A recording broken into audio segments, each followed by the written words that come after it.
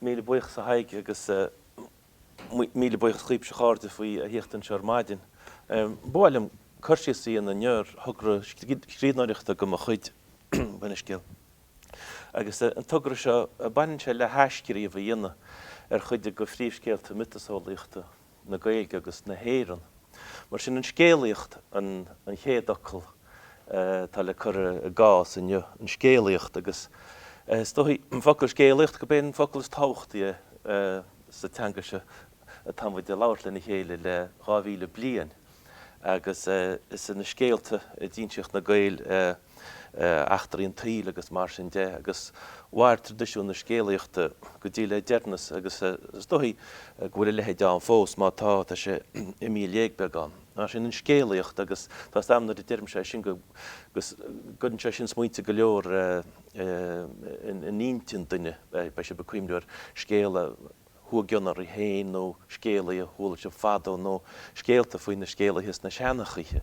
Mar sin an síl tá tíocht a gceiste níos go cean leithúirín. Déanana muid be an scagar an ábhar dosach mar sin. Bhí se chumath ráneo wathe le síimplíocht agus sa tíimplíocht a bhín an chuidisteise go nírin is deirithír go bhfuil deir muid go trí rangháil mhór scéalta litríocht na seangaige agus bei taithí wathe aga ar féad a cub sin an níocht an chéad fin má cúil agus mar sin de bhí animanáidir íanamh éireann measc scéalaithe na Gaeltachta go dtí le dearnas agus brod a bhí go láidir meas na lína sa bhíthúis héin nó gur tháinig go solas agus a telefís stóí. Sinna fin má cúil bhil dhéireach ní déanana mór an cainte faoi inniu i gceadcha. An dána rang go bháil scéalaíochta tá le tháranta nuas an sin rud a tugad muid róíochtair. Róíocht na sin enim bháin ar scéalta na críomh deirige agus a siad a bhí gúig go ola, bain siad le cúig go ola agus thula muid caiintear chugur trochar neasa agus bhí bhuachalbáir bháin cúthallainn ar nó bhí an tráchtair agus muid ar scoil agus tá sé le feiceil na lia tá dealamh an sin agus a fíoch dumh fáilháis ar a ghuaile. Mar sin tá ólas agan ar na scéalta sin le 100 bliain nuas. Sa 1902 sílim chuir Lady Gregory leabhar réasanta cuimseach amach Complete Irish Mythology a thug siad. I mBéarla bhí sé sin agus bhí sé bunaithe ar nobad bhí dinteach na scoláire néidir na dúhíise déag mar sin bhí an tábhar tíocht a gceist agus tháinig. Ach is sé tríúra atá gceiste an seo agus sin na scéalta mitasálaíochta. As bíos gohfuil an ólas nó más be gan ólas agus taithí mhór ar a bhíonacht ar róíocht, tá muid dal go leor le 100 bliain ar na scéalta mitasálaíochta seo. Mar sin déanana chuir méid sin a láthid inis ar 100 deile. Tá trí scéal le lua agus an chéad scéal an tainim seangaige ar toghal bhfuil dá deirige toghal is ní an tógáil focail eile cílann se sciras sa teangaige toghal. Toghal bhfuil dá deirige agus chuidú mBéarla ar sin agus chuide gás fáilseú le go mBéarla a sin sa 1936 le an bra rómánsúil victoriánach sa leabhar údarásach úd Ancient Irish Tales le Cross and Slover. Agus sinna sána tá scéal sin le léamh the destruction of the Red God's hostel an Tanimatide. Agus sin an chéad scéal. Agus is ón scéal sin na háring mise ábhar chonaire. Mar sé conaire mór an rí tá sa scéal sin eisina bhí réim. Is san orga go míá agus is si dimachtaí si bethe chonaire tá sa scéal sin. Conaire mór leabhar a dailse leabhar breach an northa agus bhí me caint le den nó beir deirtarlim gur maith leabhraí agus tá an tóidir as cosúil. Sin íon chéad leabhar agus sin an chéad scéal. An dána scéal tá an chuid muid mar seo ar thóla sib caintear tútha deadánan Well, thula béidir bhfuil is at ach bheith sé dechar níos móna cúpla nóméid cainte íonna gá stoppaint duine ráide bhhaile bhór agus cainte bhaint as faoi thuhaid danan. Ní bheith chánach cúpla nóméid ó thula mé bhí seos nó bhí siúd nach ní meán chinnte. Tá sin na cheo sa gcultúr faoi námse rud é tá bhád bhain. Mar sin céirhíd hain, sin íon cheist agus sinna ábhar an darna leabhar. Tá an leabhar sin chá profáil faoi láthair is spéisiúil fáil sa naibreanna cúna dé. Mar sin ionse me chuid binis ceannáte bhd me an tábhar le scéal thuhaid dananna scríomh agus a eiscríomh, ionseocht agus a aithínseocht, a bhúnlú agus a athúnlú. Tá sean scéal sa nGaeilge Dr. Camúid tuire the Battle of maith Torra. Leis tá agus go dtí déon tá péidir go bán, snuair atá sé Camúid tuire bhí héins, Camúid tuire bhí dó tá. Méid sin siimplí go leor go fóil.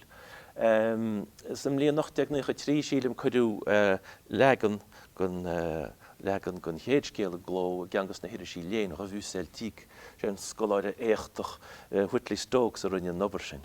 Agus chuir sé eisteach an bra mBéarla leis teacht, agus sin an chéad ionse tá an le mBreatnais thuhaid danan. Sin rud a bhí an faoi námara Lady Gregory scríomh.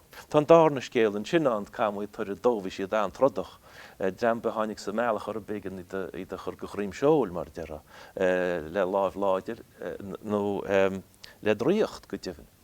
Agus Camúid tuire dó tá sé fáilseo sin sa bliana 1950. Sin idir léon Éibriú, Fraser an tainm bhí ar a bhar rud an nobar sin. Mar sin sin iad na faoin sin is sin chuideach. Tá tuile an tá blúdaoine sleachta leaganachaí hála sa bhus nó sa náil mar deara agus má chun tú le chéala sin an tábhar tá an leis i scéal sin scríomh. Thuhaid danan is scéala ná scríbhú riomh an nGaeilge. Marial nach ra tús ná deire a gceist leis na seanscéaltach písaí háda sé mar bheith an ceol sa lá tá nniuán. Détá tosaí leis méad behind the bear nocht agus mis me cloudrí le chur í máireach. Déanta tá gan ceachtar go bachas ní máireach mach the Mountain Road agus part le Cannaí ó Candle. Na de híos tús síos le ceolachas a níl said cén táir bheits leis na písaí, ní said cén na písaí bheits an. Sin mar bhí na scéalta simúil go leor, sin bhfuil bonús leis a gumparáid sin. Híl me go míáin ar a gcuisinne. Ach scéal thuhaid dan nuair a bheith sé choramsa sa leabhar ba tús leis agus deire agus ba imachtaí na dútha sin nó hús deire an agus an fohéidir a bheits leis a leabhar an sellh íon se fódla. A banna sé sin leis a téma agus mína muide sin ar bálbeag. An tríú leabhar bheits sa tráise tuchmharc éadaine tá gceist. Leis tá beag an cáil ar a scéal seo éadaine scéal seirce tá nó scéal grá. Agus heistriú an scéal sin go mBéarla céad blianóchain agus tuile agus tháinig sé go deas le siombalachas na linne sin nuair spéir bheanna bhí néidir agus chláiseach faoin na hascail agus iad cuioine go frás margheall ar na leon agus na seanlaochra bheith díbrí agus clúite agus mar sin de. Sin an cinná filiocht bhí an. As tháinig éadaine an spéir bhean álainn le siombalachas na linne sin. Tá tí bhile leis a scéal freisin agus seo é a chuidir le tuile go scéalta na Gaeilges rud bearnach míomlan atá scéal éadainn. Tá scéal le fáil san leabhar sinne gáhfuilein, leabhar na híre agans muid ar a leabhar sin. An focail ábhar céalann se an dá dam agus an ábhar sin íon mhó ábhar nó mhó ghán agus leabhar na híre sin íon leabhar ar scríomh na scéalta an ar chraicin na bó. Hartar líon míle éon chéad. Is an atá na seanscéalta marach leabhar na híre bheith lethe dúcha sé riara, agus sin í nírinne. Ach tá trí legan go scéal éadaine sa leabhar sin, trí bhlóide, trí leacht, ní étá rá bhfuil tús leis, ní étá rá bhfuil deire leis. Ach tá go leor an faoin dríocht, faoin éad, faoin rás, faoin tearc, agus faoin mhuoignas, rud hainins le daoine cuma céanóid a bhíonn siad be. Ach sér tá gceiste go mhéine dhéanana iad cheanga le chéile agus béidir pí a leanúnach dhéanana. Well, tálinn se níos ghfuil an chéad leabhar seo, tá an darna leabhar ag na clódairí, is mar miste líb Spáine me í ban leag an amach tar tríú leabhar, agus is cinál storyboard atá faoi láthir. Srud a rinne me amsir na nolog, le me mach tá seach gabbaid dilán, is tá 6 milliún gin seo. As le me mach cean nó róg a bheice se be an chuí nnean muid an chumadóireach se. Targa me mach cean. Es tú Spáinim gan cheamara dusacha. Sin nach chuir scríb me, le me síos bhhar na cisteanna san sin an álar. Tá seach cinn go bhile go mar sin, agus tá sé mar a bheith drama. Bhíon gníomh sa dramas bíon raircanús na gníomhartha mar agus sin sin na chuman is tar éadainn faoi láthir. Agus asúil an gur sé méid sin le feicear. Sin iad na scéalta atá gceist, agus beganíon beag faoi na foinsí. Mar sin chanéir an sin iscúil sé 1000 bliain ó rinneú mór an leis an nábhar se an nGaeilge, bheith chuid mhór go nírin sin. Nes ní hinnar denú beagán sa go hís dé chuir gas, ach is mBéarla smú rinneú an nobair. Rinne na scoláire sárabair is an hís dé agus na dhé sin sa bhíhís.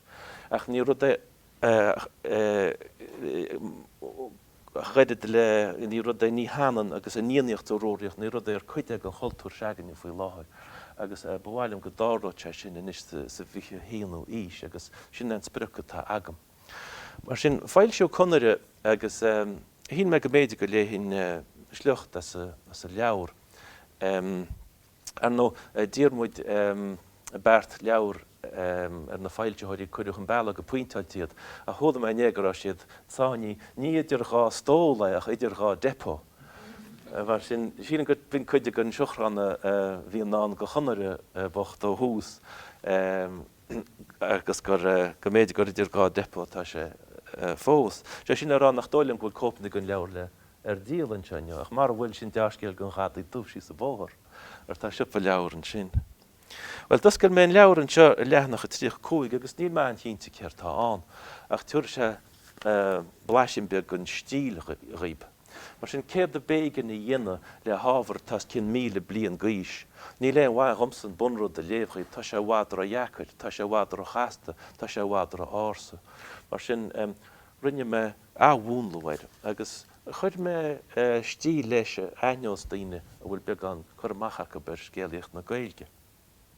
Agus sa gás seo is gearhain beag an achrainn go réir mar eicimen seo. Gairim na gethirnach, gléasan na garbad, gilaocht capal, má bhí éachta le déine, bhí éirlach agus ár le seachaint. Le seachaint, macra dí verige, boras de bás agus bún éige immerterb, a cha nólach an tala fuil na bheróg, cha móchaíon chuislegus an croíntab, cén slucht a bheith ar an gníomh, ach cogad dearag idir an bhréifne agus an bhí, carna na gorp, col agus casmart, go ceann 7 an lún, ó éirna go dtíon bháin. Gach mac máthardíomh a gháil go beo beithioch, gon lána dhearagorb, gon olcna éigen immerterb, ach iad a cheantsú agus iad a cheangal, iad a chaibhre agus iad a chuineáil, agus lán na buine dhéab a thuairt as cór chonar i mhór i deabhar nó rí. Mar sin is blaise gon nábhar héin agus go chúl agus has muid leis a bhacail scéalaíocht agus sin an chéad ocail. Bhfuil duine bin seo is a bhfuil is a cloigín nuair a bheith sé teacht an ngár go nám. Mar ní dean sé ben seo cean trí lá.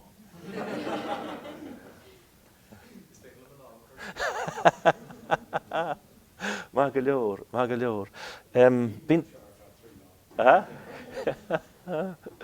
Well, bíon daoine fíor dhéman sin cean corchuige a tagam leis an nábhar seo chóiriú. Leis an nábhar seo ágáil sa go méid teacht a go séidir agus ar chuoine eile a bhfuil síimeach go buna lehéid. Le go méid teacht ag ar chuoine nar tháinig ar síl fós, i méid teacht ar an nábhar nis go cean cé bliain eile. An corchuige mar sin, well, ní bhór am chuirsí sa dhéine ar an mnábhar i ríist le túscha le míú ar a gorchuige. An bunábhar tagainn chuirgás le conar a mór. Éon láiscríomh na bháine tá, tá nGaeilge ása an. Tá gárad le rá, tá chuide a tharbheith lum. Híle an ammannaí nach bhfuil annach nótaí. Mar mar tá nóta scríbh go héin leis bí a chainte seo dhéanana. Híle nach choránach mar bheith lista scríbh a téanú go sipadóirecht ní tam inan daine sin níos mú puntimime agus go ráisiir. Digan tú go bhfuil se chalómsins nach bhfuil gur dechar ará céad go ddíirecht tá gceist ar nód a bhí an sin gon scéalaí seans go bé. Tá sé mar bheith pí a ceol is scríomh a beit nach scríomhach a chi chéad bhar a coppla nótach thucach an chuidéile leat ach an porta bheith éad. Sin bín sé sinna gceist ar lumsas na láiscríbhíní. Tá ru déile gceist an sin san nGaeilge se, san nGaeilge ása na seanachaiche. Tá saibhras an nach bhfuil aonteacht agus an chuí samrátainna tá sé lonathe le fadas bíon daoine fíorím cé a dhéanstú bím scríomh. nGaeilge bhfuil mór an litríocht an nGaeilge. ó tá seanscéaltáint, céad í tain, bhfuil siad go más, dearm sé le daoine Shakespeare was crawling on the ground compared to the richness of the medieval Gaelic texts. Sinna dearm rob ní máile be sin. Shakespeare agus na chear buin mar dear ní máile be sin, achas cuma sí níirní. Mar sin tá saibhras uásach is dóhís cóchla, rochaí cainte, rhetoric agus in cinál sin ar fad. Agus is deas a rud beagánne sin ach is lá tá nniuan í héas fellúnaí, ní bhórgamach an bhéim na heachtarí. Go meach áilecht san níonseacht ach meach an bhéim na heachtarí. Mar sin bhheil go bháin began chum chuidhá chur leis teacht a chutíhile began chum chuidhór síimpliú a dhéana. San sin in tríúró tá mar bheith achtarí tá ar lár rud í náisciríomh ar be, bearnaí, sé sin ar siomar tá faoi láthir, agus an chéad rud eile tá rud eile ar fad a gceist cechuí ar hála, sé sin rud nach bhfuil íonseacht ar sa scéal. Well go dtí seo chumar be is dóthaí nar mhac duine be leis na bearnaí sin na líne, nar híl duine be na bearnaí líne. Béidir trág an tíal nach meach mór a meas ar an gginál sin rudda obair an scríbhneoir, obair an nálíntóir a bheasca le obair an scoláire mar de rachíd me héin, nó nar dinne le céad blian, nó nar dinne le céad chuige blian mar an netar an nise tá bhfuil an nach neamfur go brácha. Mar sin rudda a rinne me héin le conide, rinne me mar a bheith storyboarding éir. As hála sé fadó, bhí me gobar le códach telefíse, agus bhí sú le an béidir le an bechanna a dhéana. Agus an rud a rinne me a chéad fecha bhí an, ní bháin gur me go denéiscríomh a rud an seantradiisiún, ach dúirt me le bhéon chuir mBéarla a dusach. A sé an fáhí le sin, diacht a bheith chu nóghail gur hanghaige, diacht an na focla chuineáil, ach ní hanan cíalghóib.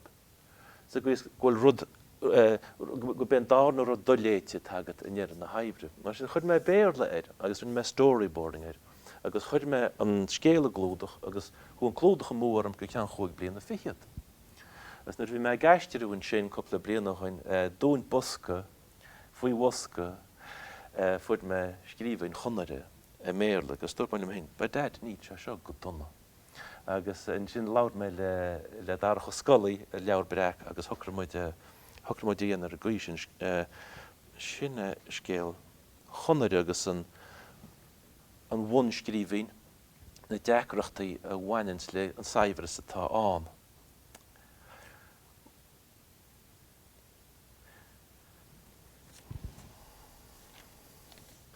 Síle binis gannne me beganin be cainte faoi rud a dogam an stair agus an vitasólaíocht éir. Sin rud a hála a thula sib cainte ar leabhar ggóála éan. Sin leabhar scríomh ní chuoinech le mas ma heasach. Hart ar bhíon an 1900 nar bhí na Gael a réim. Scríomh siad mar bheith bréag stair na héan. Rud síl ha lorg an bhíabla bheir agus tean tumna béidir. Siar cho fada le ábh agus éh mar dear a ginnelach agus mar sin de. Sin thug siad a sean ábhar réimh chríostaí nó págánach, agus bhúna si dé ar bhealach nó, agus sinna chuú leabhar ggóála. Agus is stair go chinála cinnte bhíon sin. An céiteannach sa 16 rinne sé héana chuid tain agus i chun héin go ábhar sin thug sé foras feasa ar éan ar a saothar sin.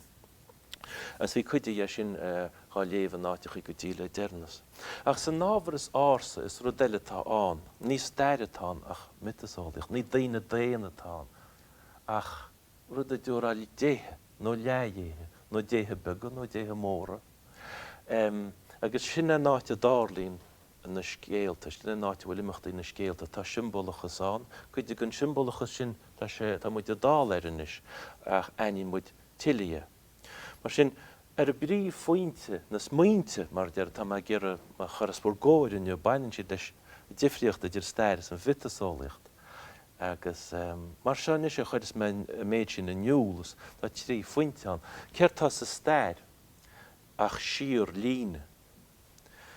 Bhín rud a hálíns agus a táma diime ó hála sé. S le himimecht ama tain an chuimre ar a rud sin na léag began, go réir mar a bhíonn rud a eile tárlú ar a líne sin. An scoil rud aine atá bhádhain, agus rud aine atá ngárchuin. An scoil tús fointe againn, rud é háló chuin agus rud é háló ribhe sin. Ní líne ná siar líne tá sa mitasálaíocht ach siar cheorcail. Siar cheorcail. Sé sin le ra an bunrud a hála. Go dálín sé ríist go féiltiúil, agus go dáló sé ríist eile. Agus ní a gimocht bhaid a támuid mar bhíns muid a gimocht an stair ach a tíocht a ngárcho go réir mar bhíns a táma go háart. An siar cheorcail tá sa mitasálaíocht mar sin déann sé omlánú nó slánú nó cóhlánú nó cólíana ar híal a duine, agus bhí sé gceist go móra síl na talamhaíochta chuid a gceist na séasúir, féiltiúlacht na talamhaíochta. Sin é chéadú tal rá faoi sin. Dánar tal rá faoi mitasálaíocht, faoi vitsálaíocht na geilteach agus na nGaeilge go mór ban sé le cuasaí spáis. Agus na scéalta seo, tain siad ar fud na héireann na néon rá go bháin. Ní hé go raibh ótar bailach an á bhíle chuig cé blianachain, ní ránach an bogach agus an chail, gus gan fúbach capal nó beidir an dá bhún. A tain siad ó chean cean na héireann na néon ihe bháin a déanana goid gaisce agus a déanana goid ginseachta goid scéalta. Mar an spás atá sa mitasálaíocht, ní han agus sa stair, ní rud fisiciúil é, ní rud teoranta é. Is rud tá guntóran. Is rud é sa náite bhfuil an tíreacht agus a tám an, tá spás an sa stair, agus sin tá spás an sa mitasálaíocht. Agus dúirte scoláire Francach Marie-Louise Shaothar rud Harbheith simúil sa leabhar Gods and Heroes of the Celts.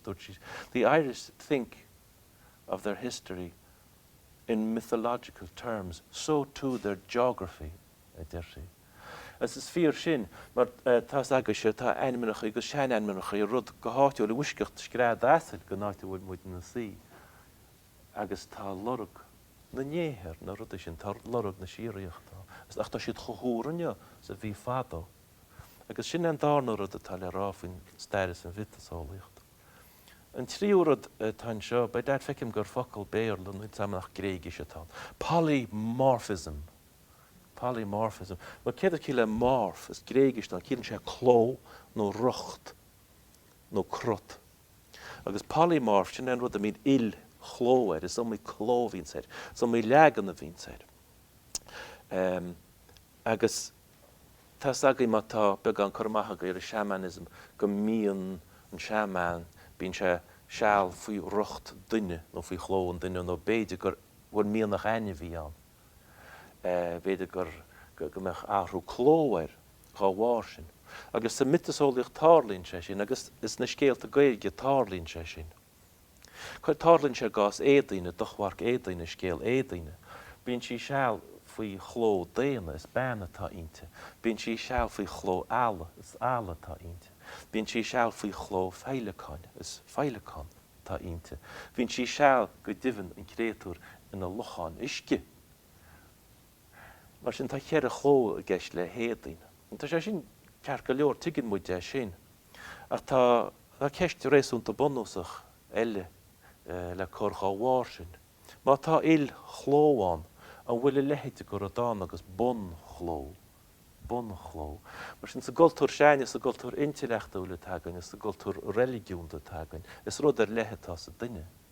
Is rud lethatá sa duine. Mas duine niuhús duine máireachú.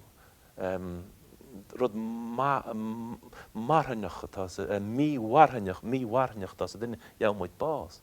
Sin tá ceist nánamán. Ceist mhór. Tá duine an is réitins bhfuil tanam bord bún tá san nánam agus tá duine eile anas mar sin. Ach mar bhfuil an bonnachlóán ní bannaí étain, ná eala, ná lachánisce, ná féileán. Ach chuide go bheocht na crunne a bhaint faoi chló, faoi le, ag am, faoi le. Agus sin dearcha eile fad síl agus grunne agus mar sin. Agus tá sé sin le feiceáil sean scéalta na Gaeilge. An trí scéal sinne mar sin, an trí scéal smó bhfuil mitasólaíocht aontab agus aontaisí agus dríocht as meall a bhéidir agus ábhar machnamh. Sin iad éadaín, scéalta chuaid a danan agus scéalchan ar i bhór. Sin beag an íon beag faoi sí nó cheire ní cháirte. An scéalaíocht a méid tá aróla saint a méid nach bhfuil.